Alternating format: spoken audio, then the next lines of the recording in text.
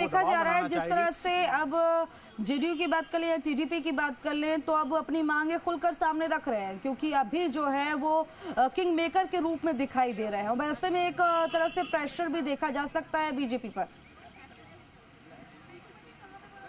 बिल्कुल, देखिए इसी के लिए प्रेशर पॉलिटिक्स होती है, क्योंकि सरकार गठन से पहले ही ये प्रेशर पॉलिटिक्स काम आ सकती है। इसीलिए जेडीयू ने कल सुबह जो है बैठक बुलाई है अपने सारे सांसदों की, और टीडीपी के सांसद जो हैं आज ही जो है नायडू के साथ अभी बैठक कर रहे थे आंध्र प्रदेश में। अपने 1 घंटे पहले ही हमने दर्शकों को देखा किस तरीके से जो चंद्रबाबू नायडू आंध्र प्रदेश पहुंचे थे और अपने सांसदों के साथ उन्होंने बैठक की थी, अपने विधायकों के साथ बैठक करें, क्योंकि वहाँ मुख्यमंत्री का भी शपथ ग्रहण 11 को होना है जिसमें पीएम मोदी शामिल होंगे। लेकिन सबसे अहम बात वो सारी चीज़ें जो अपने सांसदों के साथ, जो सरकार के साथ उनकी बातचीत हुई है एनडीए गठबंधन में, वो जाकर उन्होंने अपने सांसदों को बताया है। यानी कि कुछ जो चीजें हैं वो दबाव बनाने की कोशिश भी है। दूसरी तरफ जेडीयू जो है कल सुबह नीतीश कुमार के आवास पर, दिल्ली स्थित आवास पर कल सुबह 11 बजे बैठक होगी। तो कहीं ना कहीं जो नई सरकार का गठन है उस गठन में अपने अपने हिस्से का क्या चीज मिलेगा उस पर जो है चर्चाएं चल रही है, बातचीत हो रही है। और जो बात निकल के यही आ रही है कि कम से कम टीडीपी 3 मंत्रालय लेगी, साथ ही जेडीयू 2 मंत्रालय लेगी, एक एलजेपी के पास जाएगा। और इसके साथ ही जो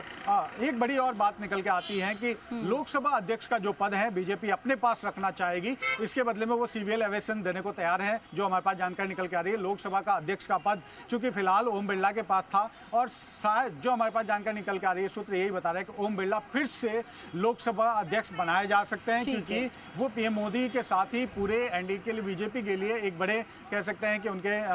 विश्वसनीय व्यक्ति कह सकते हैं। अब ऐसे निज़ाम जाहिर तौर पर देखा जा रहा है कि अच्छे पद जो है जाहिर तौर पर बीजेपी अपने पास रखना चाहेगी, लेकिन अगर जेडीयू और टीडीपी की बात करें तो कौन कौन से पद की वो डिमांड कर रहे हैं, कुछ अंदर खाने से निकल कर आ रहा हो, और बीजेपी कौन से पद अपने पास रखना चाहती है, कौन से मंत्री पद? देखिए सबसे महत्वपूर्ण बात, सबसे जैसा कि हमने पहले भी बताया, इसे एक बार फिर से हम कहें, 10 मंत्रालय जो बेहद अहम होते, किसी गृह, रक्षा, वित्त, विदेश और रेलवे, सूचना प्रसारण, शिक्षा, कृषि, सड़क परिवहन और सिविल एविएशन। अब जो बात है जेडीयू का जो सबसे ज़्यादा दबाव है वो रेलवे और कृषि मंत्रालय पे है। और ये हमेशा ही देखिए कि बिहार से जुड़े जो भी सांसद या जो बिहार से जुड़े ज़्यादातर जो लोग हैं, ज़्यादातर जो दल हैं, वो जब भी गठबंधन में की सरकार में शामिल है तो उनकी डिमांड रेलवे मंत्रालय पर रही। पिछले 2 मोदी सरकार के कार्यकाल में, एनडीए के कार्यकाल में अगर कहें तो इस स्थिति में नहीं थे जेडीयू नीतीश कुमार कि वो अपनी डिमांड रख सके बड़ी मुद्दत से, लेकिन इस बार वो इस पावरफुल स्थिति में है कि वो रेलवे मंत्रालय के साथ साथ कृषि मंत्रालय जो है वो अपने पास रखना चाहते हैं, और इसके में वो शायद कामयाब भी होते नजर आ रहे हैं। दूसरी तरफ से अगर बात की जाए तो बात की जाए तो जो टीडीपी है, टीडीपी अपने साथ 5 मंत्रालय चाहती है, और लोकसभा स्पीकर को भी जो है लोकसभा स्पीकर का पद भी चाहती है। देखिए अगर टीडीपी की बात करें, ग्रामीण विकास, आवास और शहरी मामले, बंदरगाह और शिपिंग, सड़क परिवहन और राजमार्ग या जल शक्ति मंत्रालय जो मंत्रालय है वो चाहती है कि उसके पास आए। इसके साथ ही वित्त विभाग का जो स्वतंत्र प्रभार है वो भी चाहती है कि वो उससे मिले, यानी कम से कम 5 मंत्रालय वो चाहती है, जिसमें 2 बड़े मंत्रालय जो हैं,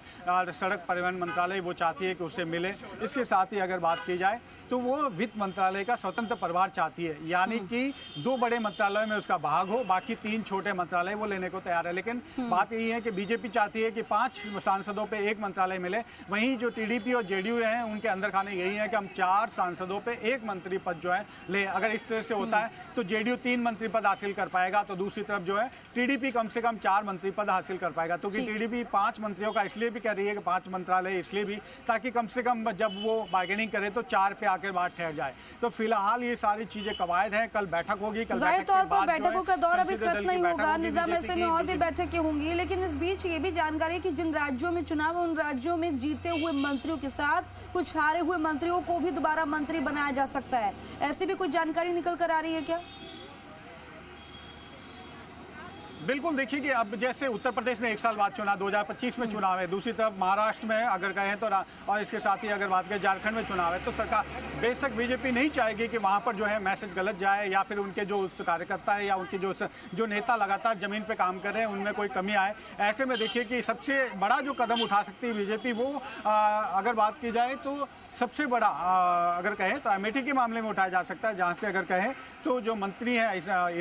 स्मृति ईरानी जो कि हार गई थी चुनाव, वो मैं चाहूंगा कुछ और जो नेता है लगातार बैठकों में पहुंच रहे हैं, उनकी तस्वीरें हम मेरे सहयोगी आप तक पहुंचा रहे हैं कि बैठकें जो है ये बैठक निजाम आप ये तमाम तस्वीरें दिखाइए, लेकिन इस बीच एक बड़ी खबर भी आ रही है। बड़ी खबर से पहले अपने दर्शकों को हम रूबरू करा दे, बता दें कि बड़ी खबर आ रही है। सीएम भजनलाल शर्मा आएंगे दिल्ली, जयपुर से शाम 7 बजे रवाना होंगे मुख्यमंत्री भजनलाल शर्मा। जोधपुर हाउस में होगा सीएम का ठहराव। बड़ी खबर इस वक्त की आपकी टीवी स्क्रीन पर, मुख्यमंत्री भजनलाल शर्मा आएंगे दिल्ली और जयपुर से शाम 7 बजे रवाना होंगे। जोधपुर हाउस में होगा सीएम का ठहराव और ये तमाम जानकारी आपके सामने, हर एक अपडेट आपके सामने। और इस बीच मेरे सहयोगी ग्राउंड पर निजाम लगातार बने हुए हैं, दिल्ली से हर एक अपडेट पहुंचा रहे हैं।